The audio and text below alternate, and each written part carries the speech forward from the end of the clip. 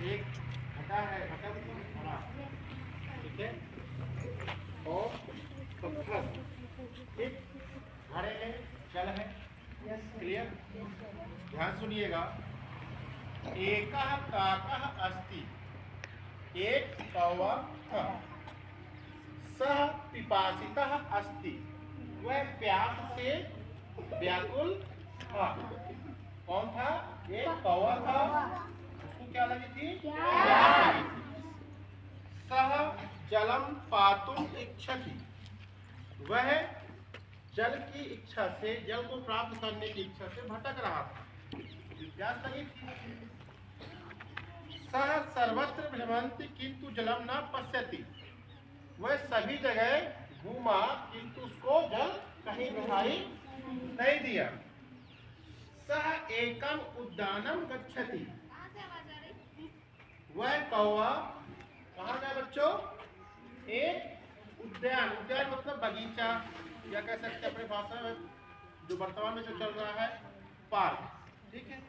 तो उद्यान मतलब होता है सरल शब्दों में बगीचा, वो एक बगीचा में गया। कहाँ गया? बगीचा में। एका घटा अस्ति, एक घड़ा था, उस बगीचे में क्या था? एक घड़ा था। काकः घटम पश्यति, काकः घटम पश्यति, कौवे ने घड़े को देखा। घटे अल्पम जलम, उस घड़े में थोड़ा सा जल था, मतलब भरा हुआ जल नहीं था, थोड़ा वो जल रहा होगा पानी। काकः जलम पातुम चेष्टाम करोति, काका मतलब कौवे ने उस जल को प्राप्त करने की चेष्टा, मतलब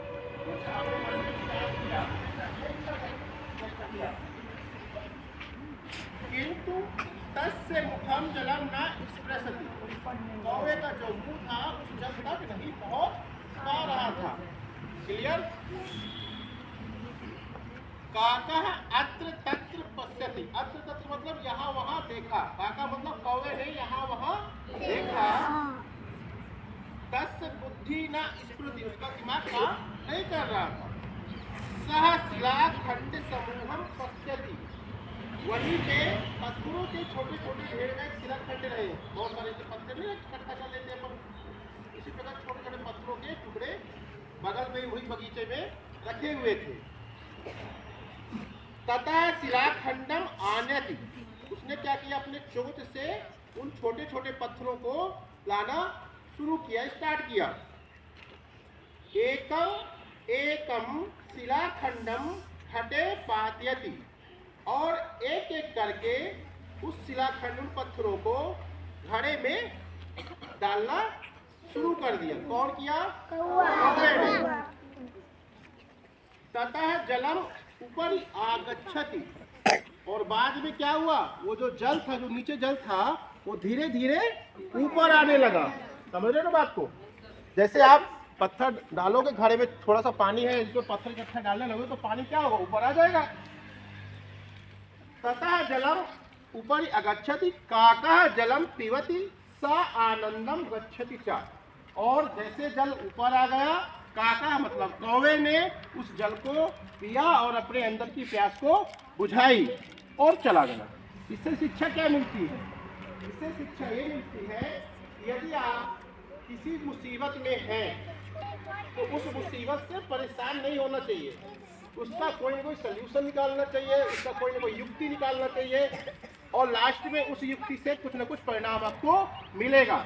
जो बच्चे आज कम नंबर या कमजोर हैं वो परेशान मत हो, धीरे धीरे थोड़े थोड़े करके मेहनत करेंगे। देखो कौवे ने क्या किया? थोड़े थोड़े पत्थर इकट्ठा किया था, तो उस पत्थर की इकट्ठा करने के बाद घड़े में डाला तो क्या हो? तो पानी मिला ना, जल मिला। उसी प्रकार बच्चों आप भी थोड़ा थोड़ा यदि मेहनत करेंगे, किसी भी चीज़ की मेहनत हो, चाहे वो आपकी पढ़ाई के लिए हो, समाज के लिए, किसी भी चीज़ के लिए आप थोड़ा थोड़ा यदि आप अपना योगदान देंगे तो आपको एक समय के बाद एक बेहतर परिणाम मिलेगा। क्लियर? बोलो भारत माता की जय।